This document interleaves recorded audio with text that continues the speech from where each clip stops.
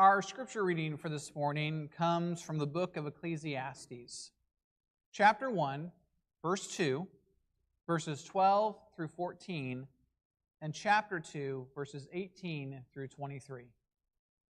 Meaningless, meaningless, says the teacher, utterly meaningless. Everything is meaningless. I, the teacher, was king over Israel in Jerusalem. I applied my mind to study and to explore by wisdom all that is done under the heavens. What a heavy burden that God has laid on mankind. I have seen all the things that are done under the sun. All of them are meaningless, a chasing after the wind. I hated all the things that I had toiled for under the sun, because I must leave them to the one who comes after me. And who knows whether that person will be wise or foolish. Yet they will have control over all the fruit of my toil, into which I have poured my effort and skill under the sun. This too is meaningless. So my heart began to despair over all my toilsome labor under the sun. For a person may labor with wisdom, knowledge, and skill, and then they must leave all they own to another who has not toiled for it. This too is meaningless and a great misfortune. What do people get for all the toil and anxious striving with which they labor under the sun? All their days, their work is grief and pain. And even at night, their minds do not rest. This too is meaningless. This is a word from the Lord. Thanks be to God. Let us pray. O Lord, may the words of my mouth and the meditations of my heart be acceptable in your sight. For this I do pray. Amen. The unexamined life is not worth living. Those familiar words? I first heard these words in Introduction to Philosophy my freshman year in college, as Dr. Dan Abbott introduced us to Plato and the teachings of Socrates.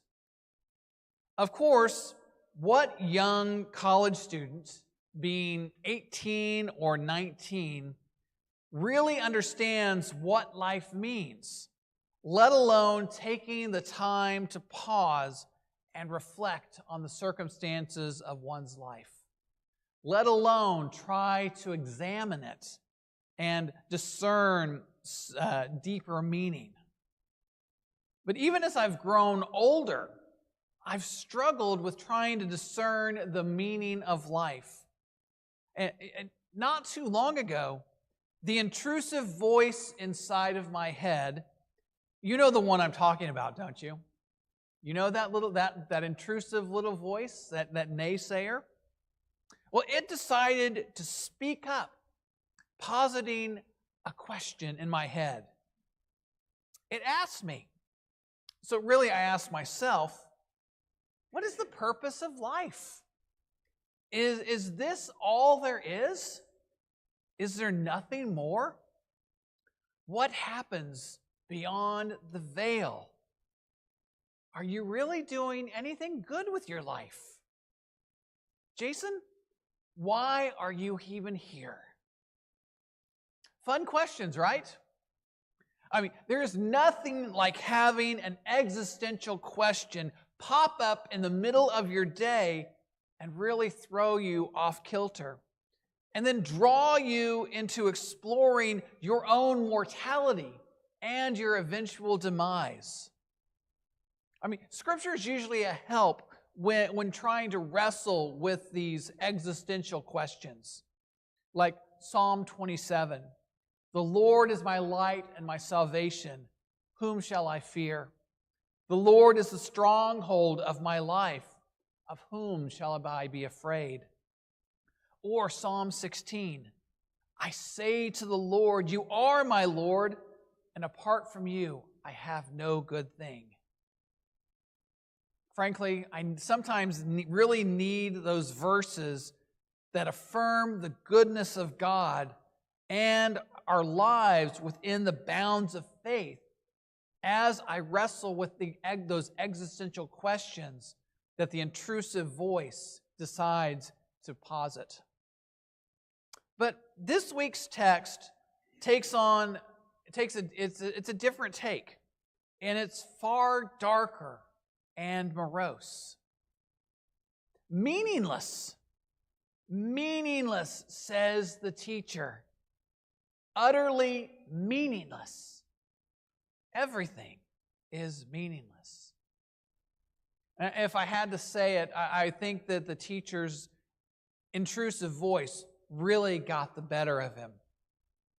And other translations will interpret this text as using vanities or pointless in place of meaningless. But the sentiment is there. I think all of you truly can register the sentiment that the teacher, who is also called Koheleth, and that's the name I'm going to use during the sermon, what Koheleth sets out to examine in his life.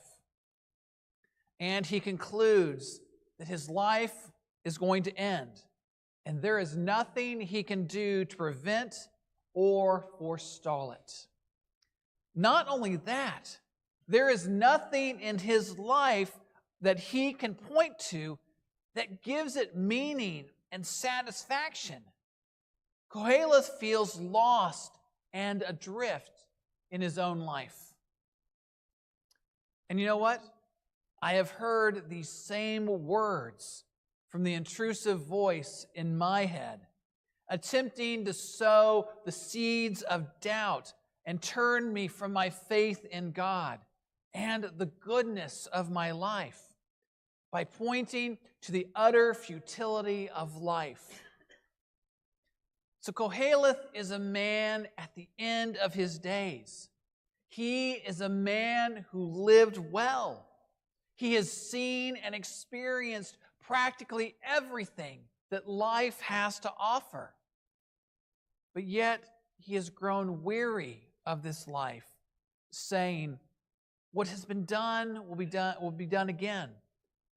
What has been will be again. What has been done will be done again. There is nothing new under the sun." So according to him, life is repetitive, tiresome, and pointless.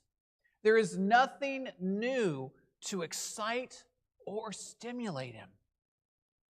And so he set out to examine his life, to truly study it, and includes that everything he has seen and all that he has done is devoid of meaning, that he is simply chasing after the wind.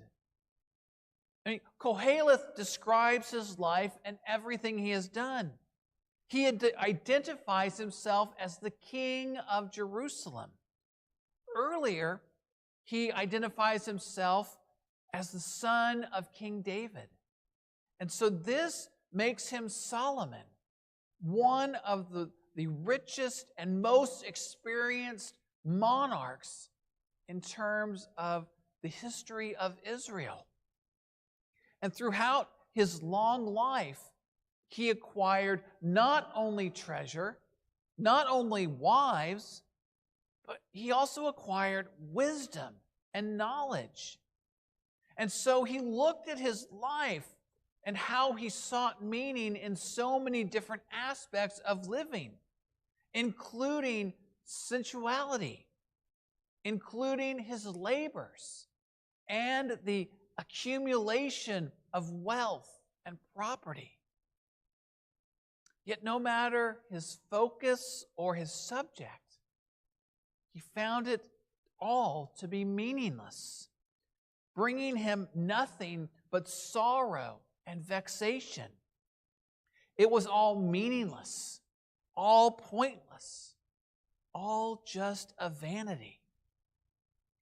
He wants to discover some untapped meaning in his life, And he attempts to do so through his work, accumulating wealth, and by distracting himself with busyness, and while hoping to find some satisfaction. Koheleth, the man who literally has everything, discovers none of it matters. In fact, he despairs of the idea that everything he worked for, everything he accumulated in his life, will then be enjoyed by others following his death. And he says, I hated all the things that I had toiled for under the sun, because I must leave them to another who comes after me. So my heart begins to despair over all my toilsome labor under the sun. You know, it's not all that difficult to find ourselves beginning to agree with Koheleth and this bleak outlook on life. I mean, because he's a man who, due to his power, his privilege, and station, was able to explore everything that life had to offer. But he also discovers an important lesson, and one that we should truly take to heart.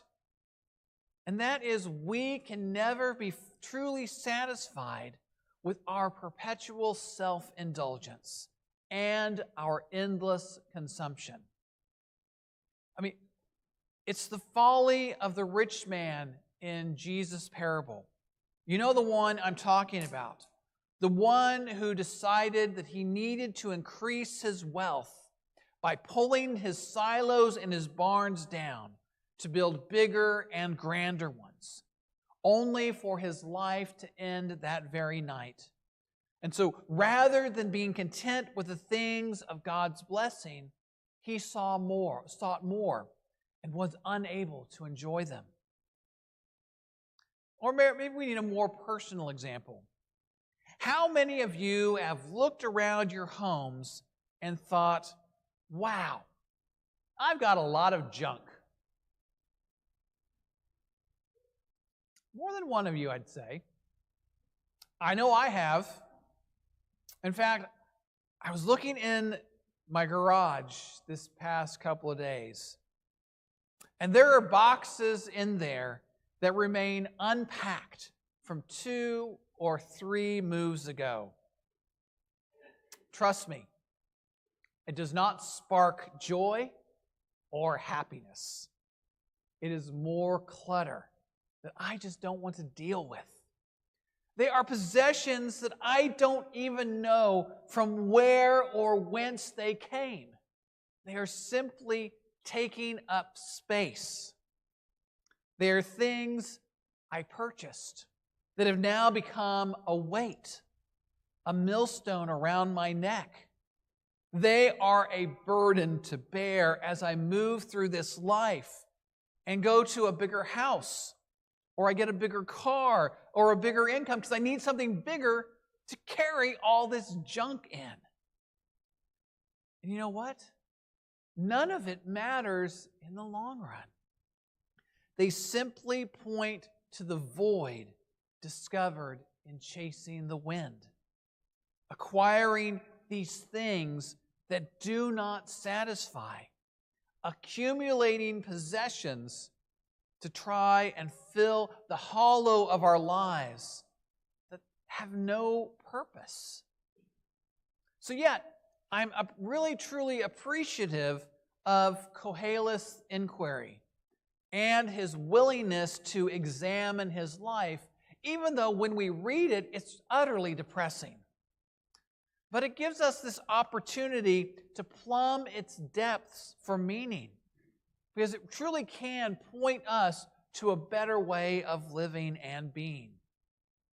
Koheleth points to the idea that our work that sustains our bodies, but something more is needed to sustain and feed our souls.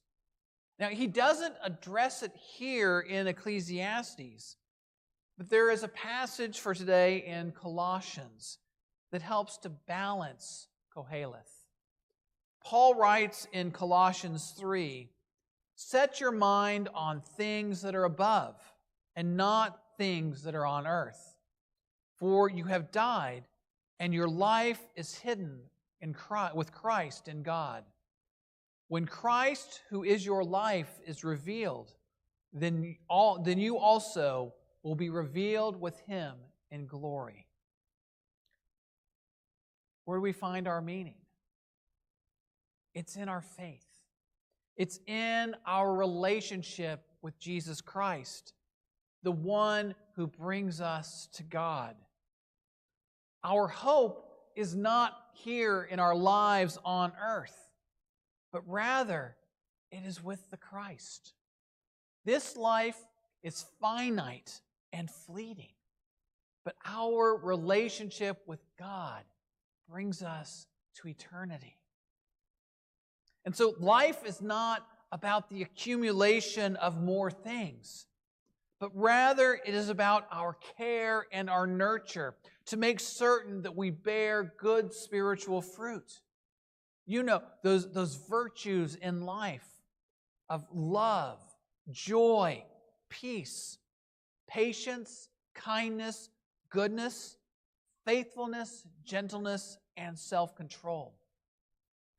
These things are considered outward manifestations of a life that is transformed and rooted fully in faith. Think about the difference it makes when we bring these things into our life, how it changes our attitude about how we interact with other people and with the world at large. Koheleth examined his life and found it devoid of meaning. He could discern no value to his life because his focus was solely on himself. He toiled and accumulated all to benefit his life here on earth. But he saw no value in it, seeing it only as grief and pain. He sees his death as entering the void, his memory snuffed out, and all of his life's work coming to nothing, and all that he built a mere vanity. And while he acknowledged God, his faith at this point was not a defining characteristic. It was just a happenstance of being the king of Israel. But as followers of Christ, we see a very different outcome. There's no denying it. Death comes for all of us, and death comes unexpectedly. Our lives are finite. Our mortal bodies will give out one day, and yes, we will pass on from this mortal coil. But we discover joy in life because we give ourselves over to Christ. We have declared our faith in Him, and in that we have found the salvation of our souls. We also learn that it is good for us to enjoy our lives, to find purpose in living, and that in our faith and in God, our life has meaning. Because the act of being alive is in itself a gift from God. God breathed life into every single one of us and then sent us into this world to exist, to find purpose, and to discover the joy of simply being in God's good creation. I mean, life is not perfect. Far from it. But what God does is He equips us to accept the challenge of living, to deal with difficult places and hard times, to come to terms with the dreary and the repetitive, and to go out and fashion a life worth living, a life worthy of God, a wind worth chasing. And so the question for each of us is what do we do with our lives? What do we do with this opportunity to grow? Do we simply look around, sigh, and call it a vanity, a meaningless exercise, and simply sit down and wait for death to claim us, to send us into the void with the weeping and gnashing of teeth? Or do we go out and discover joy? Do we relish the gift given to us by God? Do we take the time to come and know Christ, to grow our faith while seeking goodness and peace, while living faithfully and nurturing and growing our spirit? And then when the time comes and we are claimed by death, are we cast out, chasing the wind and the weeping and gnashing our teeth? Or do we enter into the joy of our Lord and Savior? Which of these, as we examine our lives, is the wind worth chasing? That's the question for each of us. How will you answer? Amen.